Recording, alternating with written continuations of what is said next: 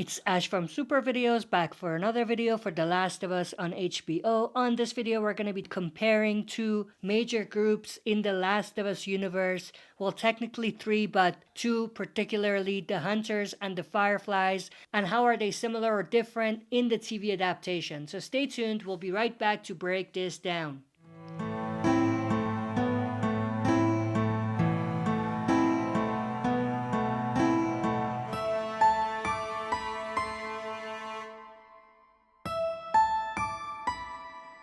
Alright, as always, before we dive into it, smash the like button, subscribe to join our community, and press the bell to be notified when I upload on the channel. With that said, let's dive right into it. So, in the video game The Last of Us, the Fireflies are a rebel group that is fighting against a military dictatorship, aka the FEDRA, or the Federal Disaster Response Agency, that has taken over the United States following the fungal outbreak that has decimated the population. In both the video game and the TV adaptation, the FEDRA are basically the only remaining component of the government and the military. So because of that, any equipment and supplies that are around in this post-apocalyptic world belong to the FEDRA. Now let's talk a little bit about why the FEDRA are a military dictatorship. We've actually seen two clear instances of this in the premiere episode of the TV adaptation. We have seen what the FEDRA do to people who seek refuge in the FEDRA Boston quarantine zone. And obviously I'm referring to the fact that they killed that little girl because she was infected. Now obviously it's not as savage and as barbaric, but still proves that this group is capable of pretty horrendous things, like a military dictatorship would. Of course, another obvious instance of this was when they were gonna execute Ellie on the spot because she was infected. What makes the FEDRA different than the Fireflies and the Hunters, who we're gonna talk about in a little bit, is that they're not really loyal to any ideology. It's just like a job for them. We've seen that brought up to the surface in the premiere episode with this particular soldier, who was obviously doing dealings with Joel, working against what the federal leaders want because he wanted more money. And obviously if he was loyal to the ideology that the FEDRA brought, he wouldn't really do that. Now let's talk more about the Fireflies. From what we've seen, the Fireflies are pretty much identical in the TV adaptation to what they were in the video game. And obviously, as it was revealed in the premiere episode,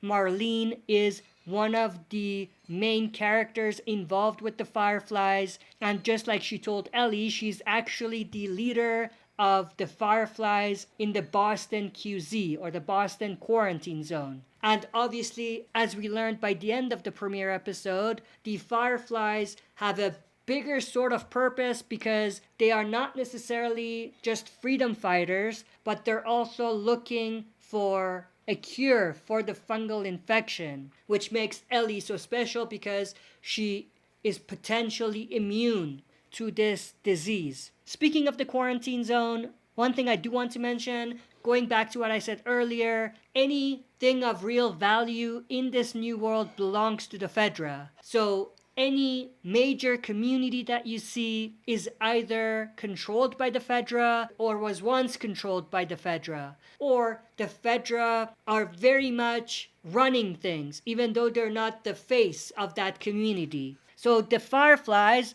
are portrayed as being more idealistic and focused on helping others, while the other major group that we're going to talk about, the Hunters, are more hostile than the Fireflies. The Fireflies actually have a bigger popularity within the people. We know that obviously because we've seen many times graffiti of the emblem for the Fireflies on the wall because, like I said, they are freedom fighters. The Hunters, on the contrary, are not really freedom fighters, as they are just a group that are looking to take over. In fact, the Fireflies have a message, a motto: when you're lost in the darkness, look for the light. So they see themselves as the key to a free new world, obviously in a post-apocalyptic world. The other big thing that makes the Fireflies different than the Hunters is that the Hunters are independent groups of survivors, while the Fireflies are a formal organization.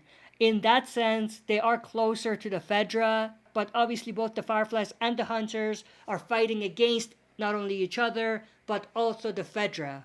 Now, although HBO's TV adaptation is expanding on the story for the Hunters, giving them a proper place within the story, fleshing out how they rose to power, and how they took over certain key cities from the FEDRA, as well as introducing this revolutionary group's leader, it is highly unlikely that they're drastically changing their motives, and it is anticipated that they're actually going to pick apart the differences between these two groups even more in the TV adaptation. Other thing I do want to mention, just like the Fireflies, any major equipment or supply that the Hunters use are just repurposed FEDRA equipment and supplies. In the video game, that wasn't really highlighted quite as much because we didn't really see any FEDRA connections when just looking at the Hunters equipment and stuff.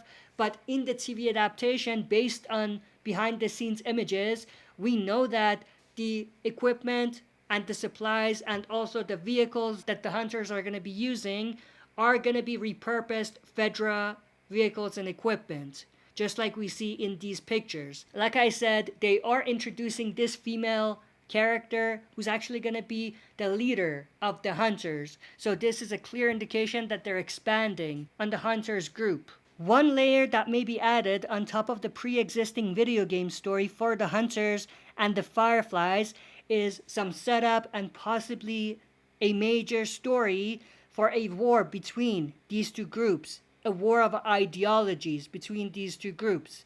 Now, obviously, like I said, the Hunters are not really idealistic in a way where they have a goal in mind, and they're not really like freedom fighters necessarily, but at the same time, they're still fighting against the military dictatorship called the FEDRA.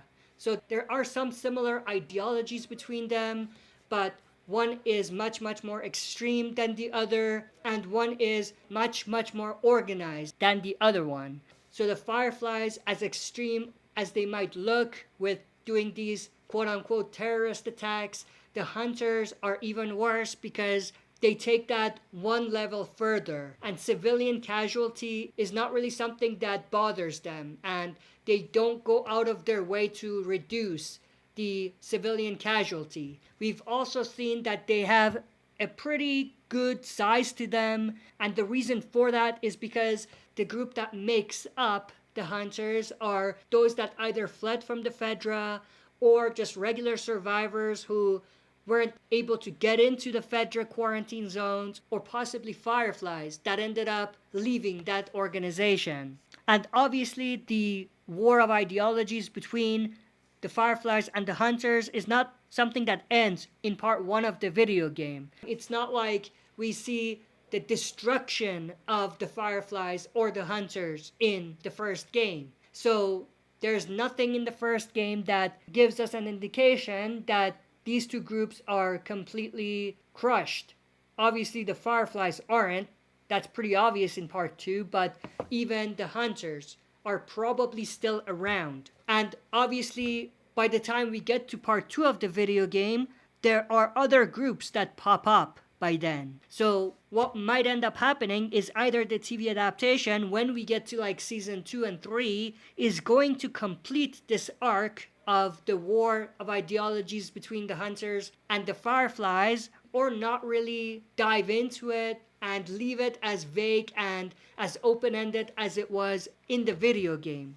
With that said, if they do end up giving this arc more life, they could potentially weave the story into the arcs we see in part 2 with other war of ideologies between groups like the Seraphites, aka the Scars, and the WLF, aka the Washington Liberal Front. So if they do end up fleshing out the war of ideologies between the Hunters and the Fireflies later in season 1 and potentially season 2, what they could do is weave that into the war between the Seraphites and the WLF in season 2. But that's pretty much everything that I wanted to go through in this video. I hope you enjoyed. If you did, smash the like button, subscribe to join our community, and press the bell to be notified when I upload on the channel. That's it for this video. See you next time for another super video.